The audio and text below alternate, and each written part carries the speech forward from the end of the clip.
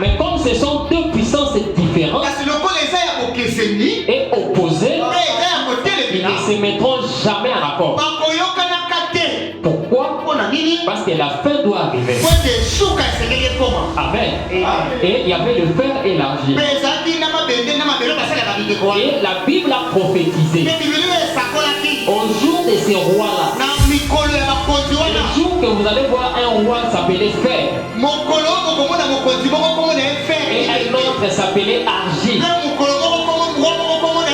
le Dieu du ciel suscitera un royaume.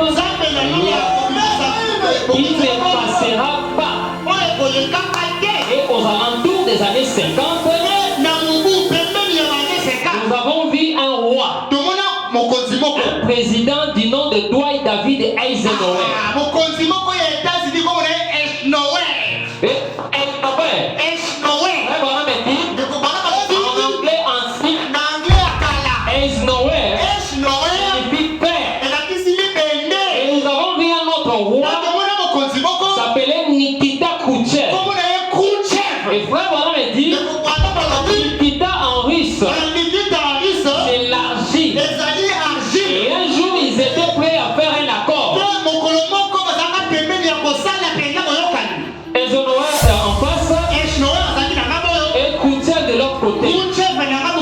Ils avaient le papier prêt à signer.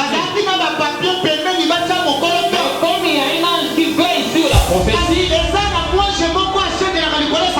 cet accord ne devait pas être signé.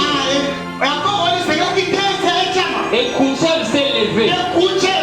Il a enlevé sa chaussure. Il a frappé sur la table. Il a dit: nous ne mettrons jamais en accord. Voilà ces jours-là. C'était aux alentours des années 50. Et aux alentours des années 50, depuis des milliers d'années, nous avons vu la colonne de feu faire sa réapparition au-dessus de la tête du monde. Et la colonne de feu, c'est Jésus-Christ. Il est celui qui a conduit le peuple d'Israël dans les déserts. Et Jésus-Christ est la parole. Et la parole de Dieu, c'est le message. Et le message, voilà le royaume qui ne passera jamais. Le message, c'est la parole. Et Jésus-Christ dit: le ciel et la terre passeront, mais pas un seul iota de ma parole passera. Voilà le royaume qui ne doit pas passer. Et lorsque ce royaume vient, ce royaume a un but final. C'est de détruire tous les royaumes qui existent. Or, le royaume se trouve en deux dimensions. Il y a la dimension religieuse et spirituelle et la dimension physique et politique.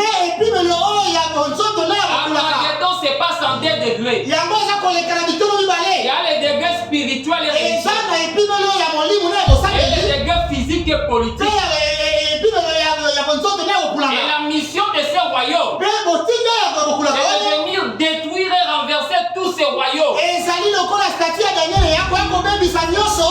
commencé à détruire les royaumes religieux. Tous les hôtels de dénomination. Et c'est un aigle ravageur. Et lorsque cette colonne de feu vient, ça détruit tous les lieux d'adoration. Ça détruit tous les dogmes.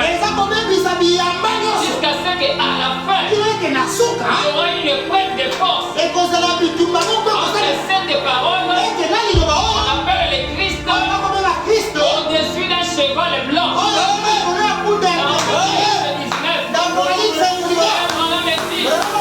C'est Christ avec ses airs ressuscités. Pas dans les airs. Ici sur la terre. Pour une grande épreuve de force. Amen. Or, les Jésus qui va nous enlever, il ne touche pas la terre. Il s'arrête dans les airs. Mais qui est ce Christ qui marche sur la terre?